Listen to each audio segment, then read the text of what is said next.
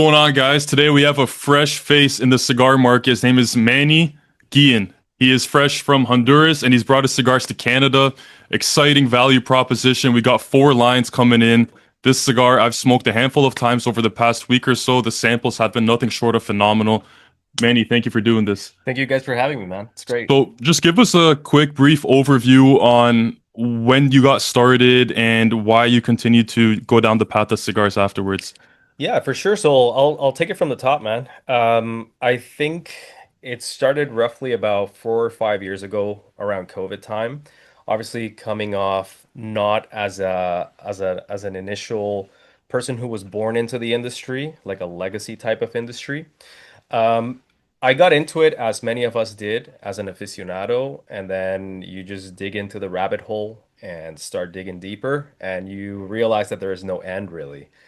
And after becoming an aficionado, COVID hit. Obviously, things got rough for us here in Canada, trying to get product, trying to get out there, trying to, restrictions, regulations, and whatnot.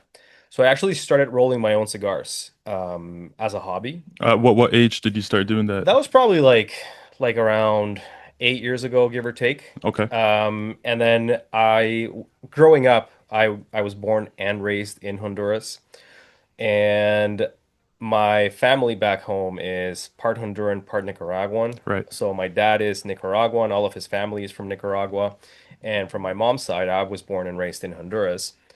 And from her side, I grew up watching my grandmother actually roll her own cigars. So that's something that she did as a hobby. She was very crafty, type of a Martha Stewart type of lady. And one of her crafts was actually rolling cigars. So I grew up with that. And then at one point, I was like, okay, I'm going to take up on that and doing what I saw.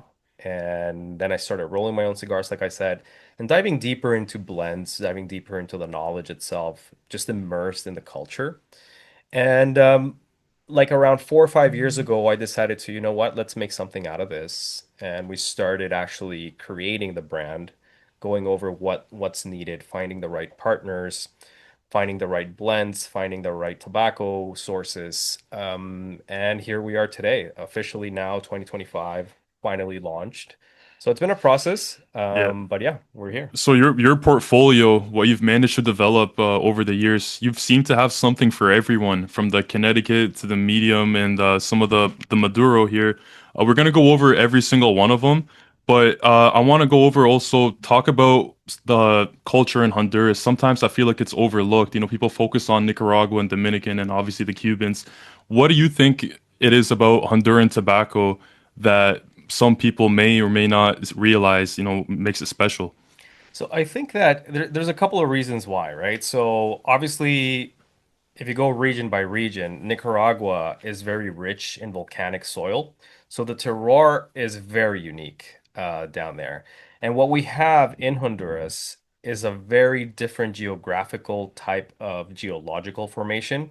We still have the spillover from volcanic soil, but at the same time, we have lots of river basins down there. Okay. So all of those nutrients can be completely different from one zone to the other, Wow. similar as to what you see in Nicaragua, Yeah. but you see it in different pockets in Honduras as well. Yeah. And they're more diversified. So within a 2 kilometer radius, you can find a completely different soil composition than the other one.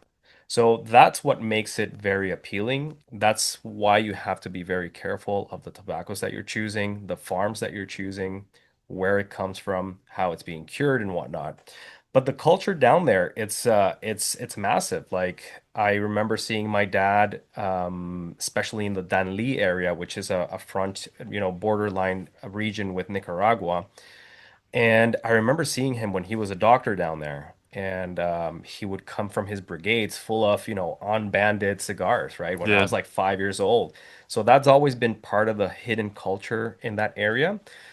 The only reason why it wasn't really that big, it's because a lot of the big brands weren't set up there. Yes. It wasn't up until Rocky Patel, Placencia started actually Recently, my developing the father area. and Exactly, yeah. whatnot. Yeah. Yeah. Yeah, so all of those big factories that are now down there, they are making sure that the name of Honduras comes up in the global spectrum. Absolutely. So, with that being said, let's go over some of the. I want to talk about the Connecticut cigar here, Yeah. and this would be called Argelia. Argelia. Yeah, you got it Argelia. right, man. So, we kind of practiced this before. I'm proud to say that I'm a professional Spanish fluent speaker, I guess. So yeah, I mean, what you have there in your sampler pack is what is part of our official launch series, I can help you hold which that. is Yeah. what you get in, what we're planning on showcasing for the next 2 years, introducing people to our brand, which is basically a sampler box. Yeah. Inside this sampler box, you're going to have three completely different cigar brands inside that sampler pack, which is a As smaller well. version of this. Yeah. And starting off with the Connecticut, this is called Argelia, like you properly said it. This was named after my grandmother. Oh, So, really? yes, so that Okay. was actually her name. Wow. But synchronistically, there's a region in El Paraíso, which is the Danlí area, that is also called Argelia. And it's Oh, nice. very well known for growing really good tobacco.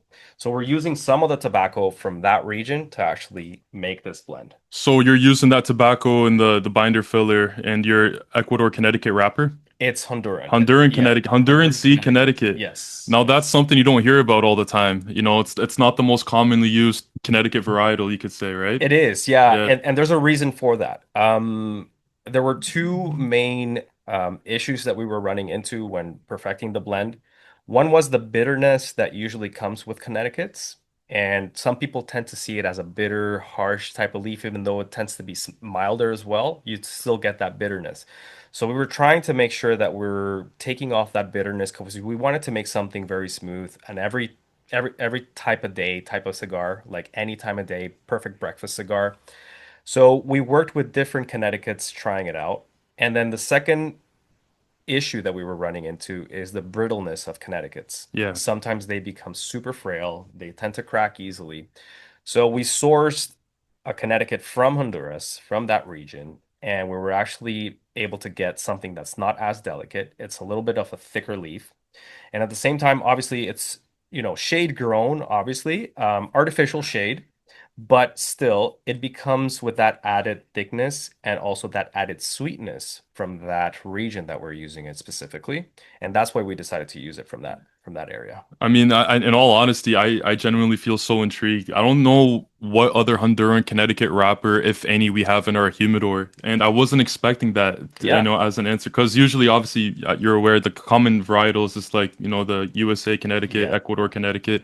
There is some Nicaraguan shade grown, like yeah. I know some factories that use that, but obviously, this coming out of Honduras, Yeah. I mean, it's unique in its own right. It is. Yeah, Yeah. exactly. Exactly. And something I'm excited to try, and I'm not even a Connecticut guy, to be honest, but this is something I have my eyes on now for sure. The one that I really thoroughly enjoyed, the most, in my opinion, is this Julio. It's called Julio Maduro. Yeah. Talk about a unique look and shape cigar with like the semi-torpedo pointed at the cap here. I mean, it stands out on the shelf. The flavor was so balanced. The construction was spot on. The burn line, the draw. I mean, flawless from start to finish, in Thank my you. opinion. So, what's the composition behind this blend? And if you can provide some more insight, please So do. yeah, again, a little bit of history about Julio H. So it's its own line. It comes inside the Meet the Family series. And again, since I paid homage to my grandmother, I had to do the same thing for my grandfather. So it is named after my grandfather. And what you see is that there's a big emphasis on the H. So the reason why we're doing the emphasis on the Julio H, not only it's because it was his name, and the H stands for Heriberto, it's a silent H in Spanish. So that's Julio H is his actual name. Yeah, But he was a very proud Honduran gentleman. yeah. He was somebody who worked in a development bank in the 50s and 60s, and he was always proud to showcase, try to bring investment into Honduras. So what we did was we try to pay homage to him as well, not only by his name and providing the emphasis that you're smoking a Honduran cigar, but it's 100% Honduran cigar. So Oh, wow. all of the tobacco that you're getting inside is from the Valley of Hamastran. Yeah, yeah, yeah. So that's where you get the sweetness of it. Right, right, And right. it's very, even though it's a Maduro, people tend to think that Maduros are ripes, are harsh. Hmm. And we were trying to go the opposite way. We were thinking of it more like a dessert type of thing, right? So Exactly. it was almost like a dark chocolate meets coffee, and that's the way. Definitely had those coffee undertones. I thought there was a earthiness element Yeah. throughout as well, subtle spice, not overpowering at all. Definitely not as strong as it looks Hmm. by any means. But in terms of like the whole balance from the first, second, and final third, I thought it was very well put together and surprisingly so. I mean, obviously it was the first time I heard about the brand, and that was the first cigar I smoked. And I remember I was smoking outside with my older brother, and I'm like, absolutely incredible. Yeah, I that's really great. mean it. It was such a great experience. I'm excited for you guys to try this one as well. And I'm starting to put together the whole idea as to why you named it Meet the Family series. You know, you're Yeah. named Argelia after your grandmother, and then you have your grandfather in the picture. Who is the El Lijado? What does that represent? So yeah, you got it right. So that's exactly what it is. It represents basically my heritage and my Mm-hmm. family, right? Yeah, And the reason why, just to go back a little bit on the series and why we named it like that, obviously is when I started smoking cigars, I realized very quickly that cigars are particularly like characters, right? Like they yeah. all have their own unique characteristics. They Stories have and whatnot. stories. They make you feel different things. They Absolutely. taste different origins, colors, sizes, just like a person. So we created characters out of them, and then the final character in the series represents basically what I am. El Legado. Yes. So El Legado, and you'll see my two last names. In Honduras, we use two last names. So basically, I take on from my father and from my mother. So Guillen comes from my dad, obviously. Right, right. Flores comes from my mother's side. Yes. So that's the legacy that we're trying to come that to make blend together, Sure. which is Honduran and Nicaraguan. And that's where we're using a Honduran and Nicaraguan blend on this guy as well. So we're using tobaccos from Nicaragua, from Honduras, and what we're using particularly on the wrapper, it's a Corojo wrapper. So very predominant in Honduras, brought to life by the Aroa family Yeah, after it yeah. thought it Right was on. lost. Yep. So it's almost like it represents a lot of what we're trying to do, something that was at some point a lost art in the craft of my grandmother, just as a consumer. And now we're bringing it back to life into this brand. So that's why it's called El Legado or the legacy, basically. So you're obviously the first generation cigar maker of the family. Is that No, right? I'm actually the second The one. second? So my brother, my older brother, he started his own cigar brand around 2006, maybe 2007. The only thing is that he treated it more like a hobby. So it was more like Yeah, yeah, like yeah, he yeah. created his own brand and he was doing Right. all the festivals, he was doing PCA, he was doing the Big Smoke, he was doing all the shows. But at some point, it was more like he focused more on his career and he set that completely aside. So I decided to take that part on as well. And that also represents basically the legacy that Mm-hmm. we thought was lost, but now I'm just taking on that torch from him, right? Right. Manny, talk to us about the barrier to entry in this competitive, recently saturated market, it seems, because anybody new up and coming seems to have, yeah, you have to go through a whole series of, prove exactly what your cigars are worth and all these steps just to kind of get a shot and a chance. Yeah, What do you have to say to the customer who's like, I know all my legacy brands and I've yeah. been smoking X brand for the past 25 years and I don't need to try anything new. Imagine that person is me. What is your response to that? Yeah, so I think that, variety is the spice of life, obviously, right? Yeah, But you also have to make sure that that variety has quality. yeah, So as long as you're confident in the product that you're showcasing, which we are yeah. very honored and proud to have partnered up with a great, amazing factory in Dundee. So it just won Boutique Factory of the Year in Germany. Can you disclose the name of the factory? Yeah, it's Yeah, FCT. So FCT. it's basically Cavalier's factory. Oh, right on. Yeah. Okay, fair And enough. so we are very lucky that we have partnered up with a boutique factory that has treated us as one of the owners pretty much. Yeah, And so quality has to be there, which is something that we're very confident on. yeah, But also there has to be a story behind your cigars, right? And that's something that we're offering the new interested people in our cigars. yeah. We're not just targeting the legacy cigar consumer. we're also targeting and trying to appeal to new markets. Yes. So we're trying to appeal people that don't necessarily know what a cigar is. We're trying to educate them into the art of cigar. And that's also something that we're trying to help this industry out in the way of, captivating visuals Yeah. and nice events and that Yeah. sort of thing, right? So Exactly. so try to blend the lifestyle of the brand so that we can open ourselves up to new markets. Yeah. And that's our goal, really. To just make sure that people can actually enjoy the art of cigars because it is an art. And just like you enjoy a coffee or good scotch, a good wine, that's Yeah. basically the same thing. And if you don't try varieties, you won't refine your palate as well. So I think that it's very important that even though you do have your own dedicated go-to brand, it's very important that you try other things because you might be missing out on quite a bit. Yeah. So different types of, a Maduro, like if you like a Maduro from one brand, it's Yeah. gonna taste completely different from another brand, right? Or if you do Exactly. the same thing from a Connecticut to another one. Yeah. So, like I said, we worked really hard in our Connecticut in this case to get the bitterness Certainly. out, right? So Yeah. we wanted to Yeah. make sure that we were giving somebody that's appealing to every palate, even though there's spicy in there. Sometimes it's cinnamon, sometimes it's something like that. So just like you would try to taste a different restaurant, Mm-hmm. that's the same thing. We're trying to offer people a different recipe in what Mm-hmm. cigars are and hoping that they'll like it and come back for more, really. I mean, just from my standpoint as a retailer, I am extremely appreciative of, the incoming new brand. Like your brand has come in at such a phenomenal price point, and for the quality that it had to offer, this is what the Canadian market, in my opinion, needs more of. It needs more legitimate cigar enthusiasts, cigar makers who put their heart and soul into their craft and are willing to dedicate everything they have into providing an offering for, because there's a lot of enthusiasts in this country here that love Yeah. cigars. And I think just because we have a government that is, they don't know anything about cigars, people can like misinterpret that and say like, oh well, Canada's not the best market. Canada's a phenomenal market for our population. There's a lot of cigar lovers in here, and you are bringing something unique with that Honduran flavor.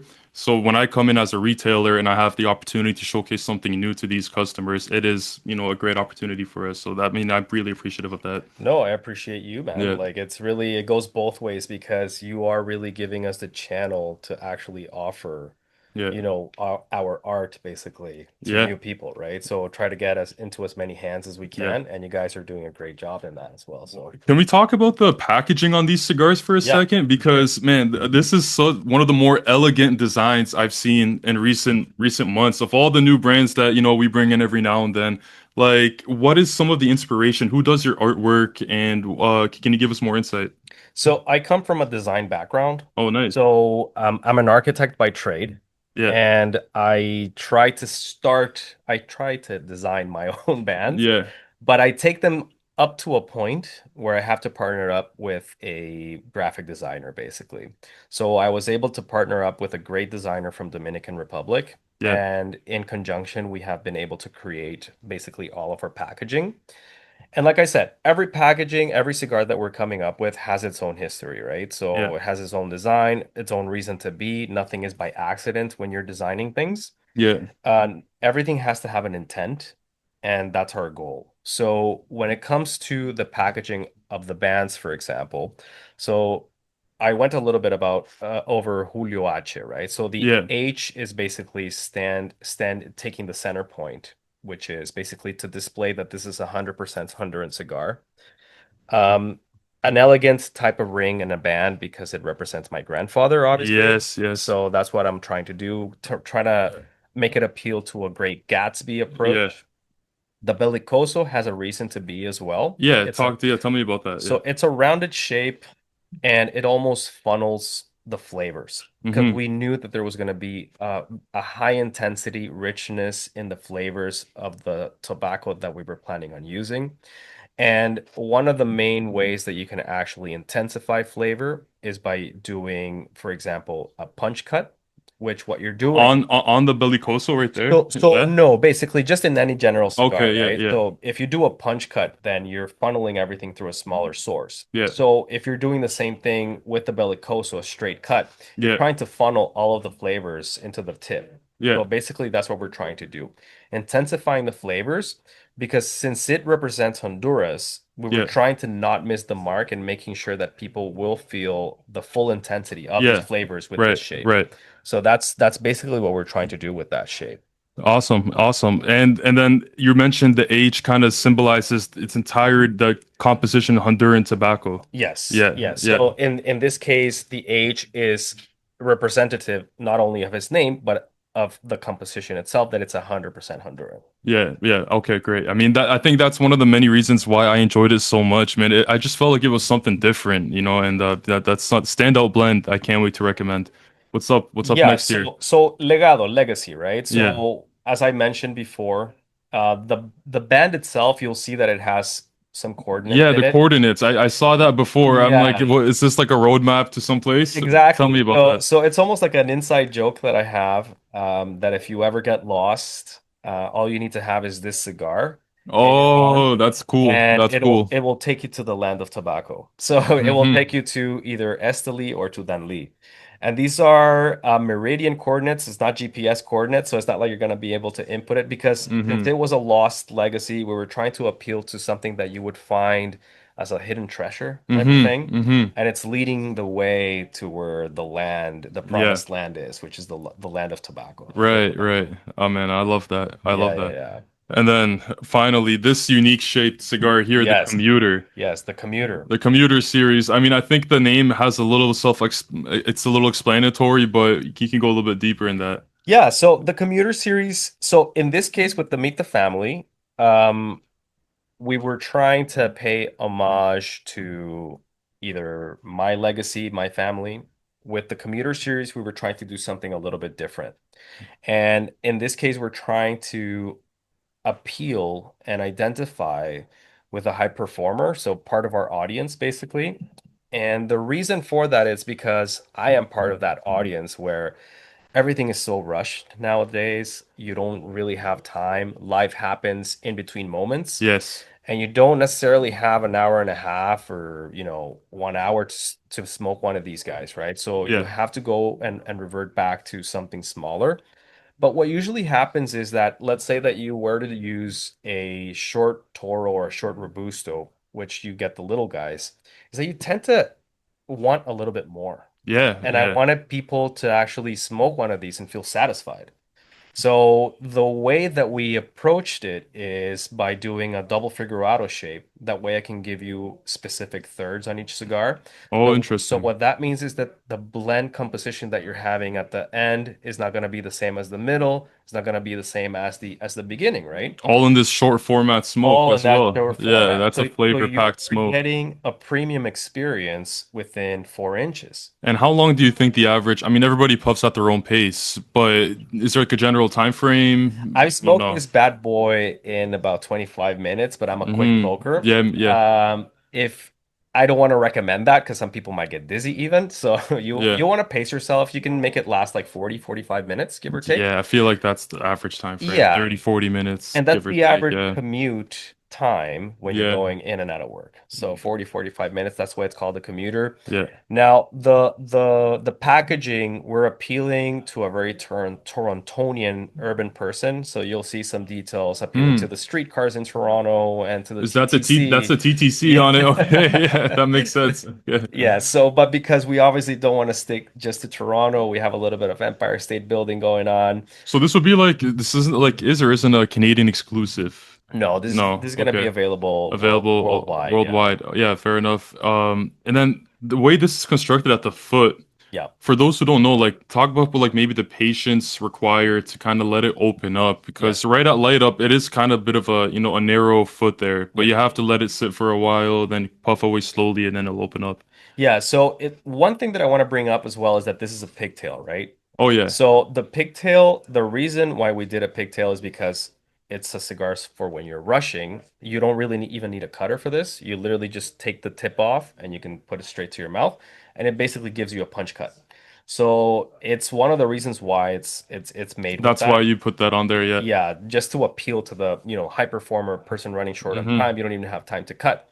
And then, like you said, yes, you have to be patient with it when you're first letting it smoke. So when you start lighting it up, make sure that you know that you're going uniform in a pace. Now, these are very well constructed cigars, so you should be able to get everything in a uniform burn. Mm-hmm. But you got to make sure that you're evening it out so that you're not obviously burning more towards the middle when you're still in the figurado shape before you get to the perfecto shape. Yeah, yeah. So you have to make sure that you're burning because the blends that we put in here are intended to be burnt at that uniform pace. So making sure that whatever you're burning here in the figurado shape, you're only tasting specifics from that nuance, specifically from that third. Once you get to this, the thicker portion, then it's going to be a more balanced approach.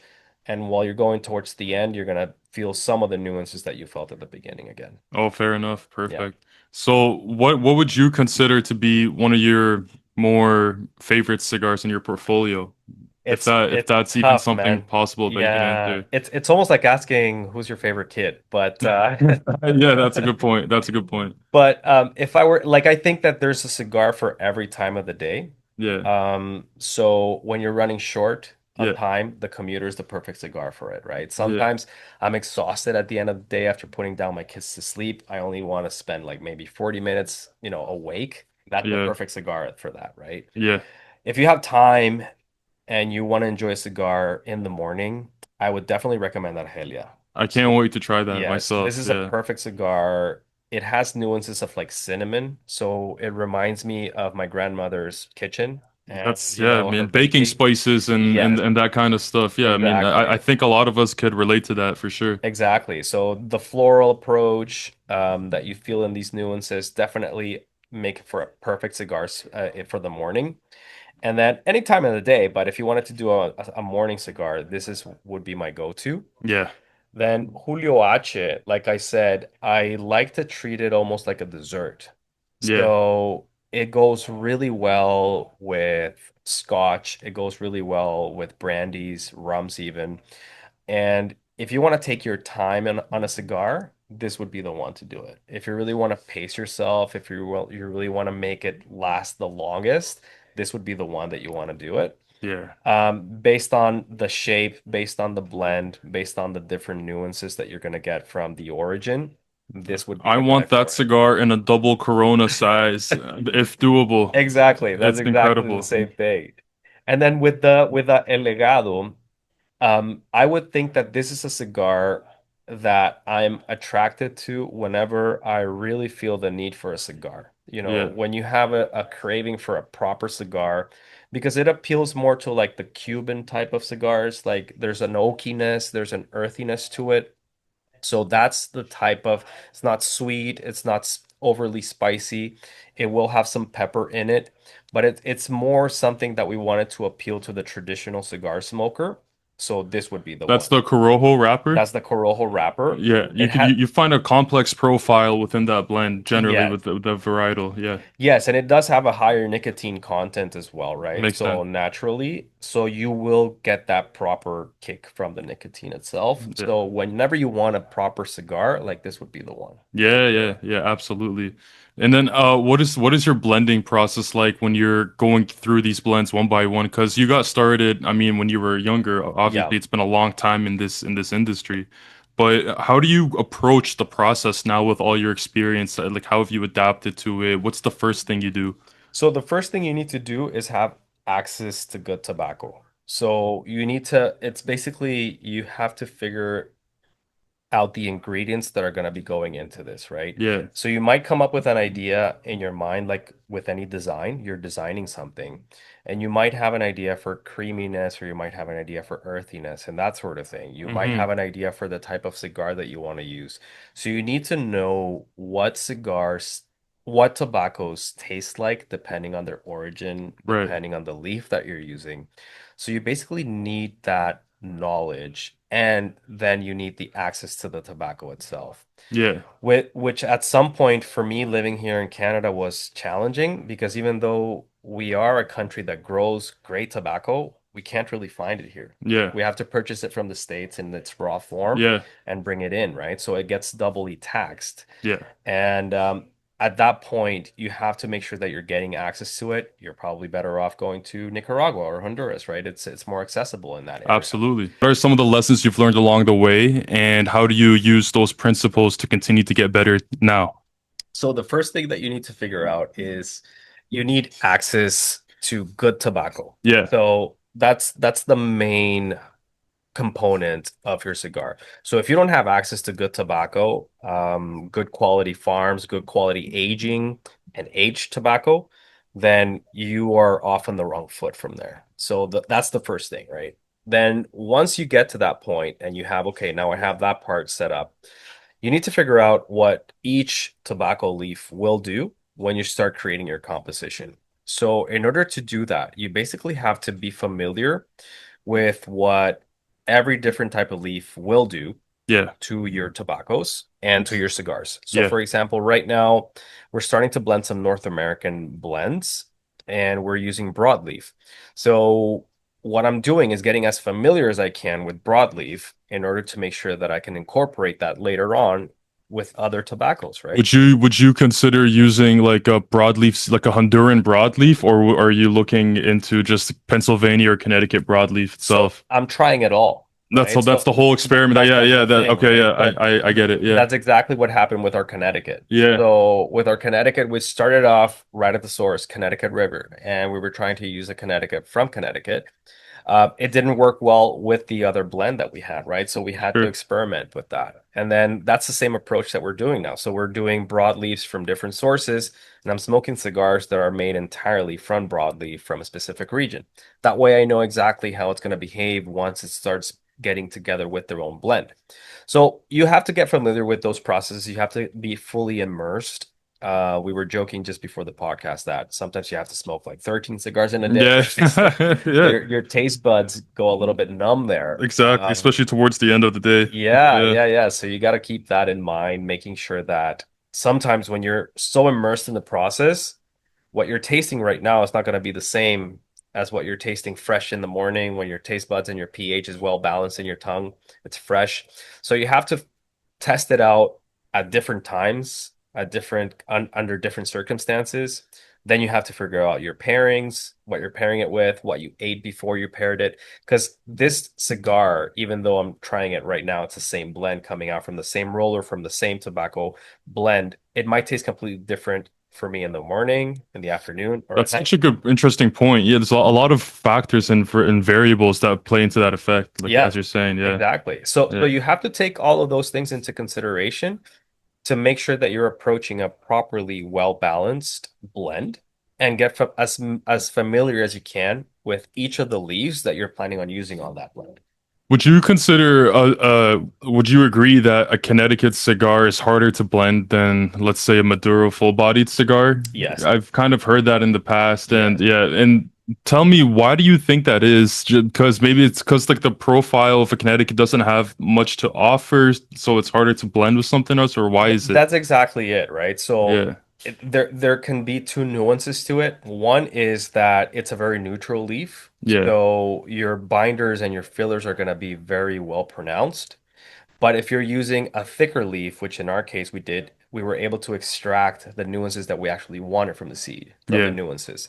And we were able to also remove some of the bitterness that we wanted to get rid of. So it really is harder in that sense.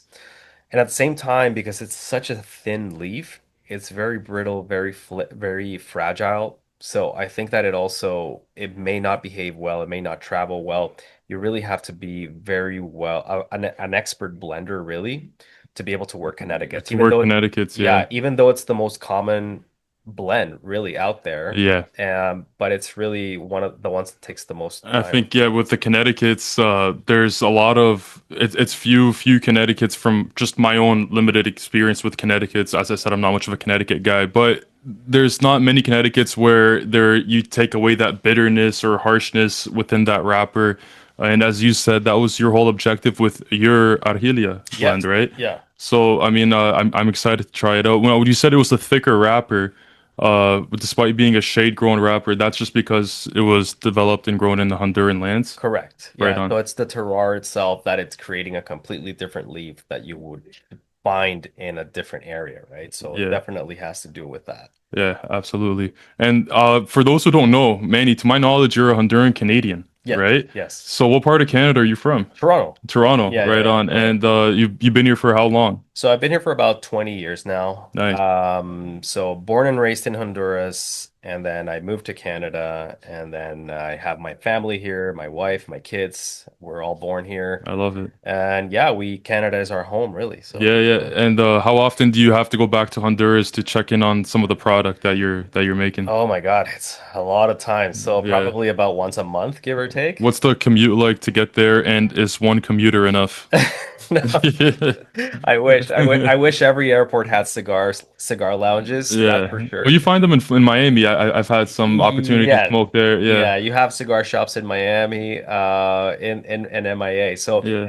I think probably it's definitely you get to know which flights you want to take down there. Mm-hmm. I have my routes that I take, so I flight straight either from Miami or Houston straight to Roatan, which is Where's it's Roatan? an island off the Caribbean coast of Honduras. Okay. So it's a nice little hub to decompress, and Mm-hmm. then from Roatan you can take a smaller flight to mainland, and that Mm-hmm. takes you closer to Danlí. So you're making like 2 or 3 stops along the way. Oh yeah, Oh like wow. three, four Okay. stops. Yeah. Interesting. Yeah. Yeah. So it's good to take 1 or 2 days to like Decompress. decompress. Yeah, your Yeah. way through. Yeah. And then like so how often are you doing that trip on an annual basis? Or is it just sporadic depending on what your production is at and what you need to do? So when we're in the middle of blending, obviously I'm traveling more. But now that we're more focused in production line and making sure that we're fulfilling orders and whatnot, I'm Yeah. probably making about once a month, give or take. Wow, once a month, eh? Yeah, yeah, racking out the frequent flyer miles. Yeah, Yeah, man. give or take, I'm either traveling once a month or once every 2 months at the Yeah. least. But Yeah. yeah, give or take. As a cigar maker yourself, being in Canada for the past 20 years, what is, in your opinion, how do you think like the Canadian cigar market has evolved? And there's a lot we can talk about within this. The Canadian government hasn't made it easy for us, Yes. but you took it upon yourself, despite all the challenges and regulations, to continue to strive and persevere. And we're excited, and we're super thankful to for you to have done that, obviously. But what else can you add to that? So I think that there's definitely a market gap that needs to be filled. I think that Mm, there's not enough Canadian brands out there. no, no, And exactly. I think that that's probably one of the reasons that we're currently in the state that we're in, Yeah, because we lack the lobbying, right? yeah, We lack the closeness to government officials and yeah, being able to create a properly organized association similar to what the PCA has done yes, yeah, down south. So I think that we need and we encourage more brands to come up fully on so that we can actually organize ourselves in a better way yeah, and actually try to help out as much as we can with yeah, education, yeah. especially. And the Canadian market in terms of cigars is amazing, man. Like It certainly is. it's one of the most loyal customer base. Yeah, yeah. Like it's I really mean, it's just so evident. The customers continue to show interest and demand with a yeah, lot of the even high rising cost of yeah. products. It's a testament to what kind of resilience these customers have. Exactly. And that's exactly my point. Like despite everything that is happening around us, guys like yourself, other retailers and tobacconists, you're fighting the good fight, right? Like you're really giving people what they want Yeah. and jumping so many loops and hoops that really it's you guys are really the engine behind it all. Oh So man, we want to thank you I for that. appreciate that for sure. I mean, Yeah, we do what we can, we do what we exactly. can. Yeah. Yeah. Yeah, and as far as like bridging that gap knowledge between like cigar makers, customers, all that goes, that's just for us, in my opinion, just fun Hmm. because I'm learning just as much as anyone else every day. Yeah. And somebody like you comes on, forget the fact that you have all this knowledge about cigars. Like, a Honduran Canadian guy, I don't get many people with your background for us in the Yeah. Canadian market. Yeah. So this is something that people can look forward to and watch and hopefully learn a lot from as well. Yeah, Good absolutely. stuff. Yeah, for sure. So, what do you think is next up for your brand? I know we just brought it in, and there's a lot of stuff to try. But how long has it been around? Actually, like, let me start there before I go any further. So we officially launched globally in August. Yeah, So it officially became available for the first time in August back in Honduras. That's when we did our big launch. yeah, We're available at a few retailers down there. Then 1 month after, we recently just launched at another retailer in Toronto. A good friend of ours, Trey. yeah, So we did an amazing event down there as well, and we had a very good penetration, I think, with his customers. yeah, And now we're man. doing our launch event here with you guys, so it's amazing. And we're just doing Are you these going to little. Alberta soon, or BC, or So anywhere not like yet. nationwide? Yeah, That definitely that's the plan. yeah, Right now there's a focus on Ontario, obviously, yeah. and doing a few events, launch events here in Ontario, probably Windsor, and then Of moving course, yeah. over to Alberta, Vancouver, if possible. And then we're also going to be focusing strongly on the US market, obviously. Well, Um, that's one hell of a market. Yeah, there's a lot yeah, to tap into there for sure. a Yeah. lot to tap into, but it's tougher to penetrate because there's so much variety, Oh right? Like you man, have to yeah, like here it's I mean they don't even have Cubans down there. So it's exactly, only non-Cubans such as brands like these ones here that are exactly. competing amongst each other. Exactly. Yeah. Yeah, so we're trying to focus also strongly in that market and yeah, hoping for Man, the best, you've been obviously. doing such a phenomenal job already. I've been Thank you. following you on social media, and I mean, I don't have any doubts. I'm just saying because you're here. I think somebody with your background and perseverance, you have sky's the limit. You got Oh, a thank long, you. there's a lot of stuff for customers to look forward to in the future, I'm sure. Yeah. Like you just mentioned, you're on a monthly basis engaged on a factory level, traveling down, making all these new blends, or immersing yourself with new tobaccos at least. Yes, Um, exactly. so I mean, yeah, that's it's fun times ahead. Manny, man, this was a pleasure, man. What an exciting time. I definitely need to have you back here soon because Amazing, there's a man. lot to pick your brain about, man. Appreciate you, man. Thank you. Thank you so much. Thank you. Yeah, thanks, guys.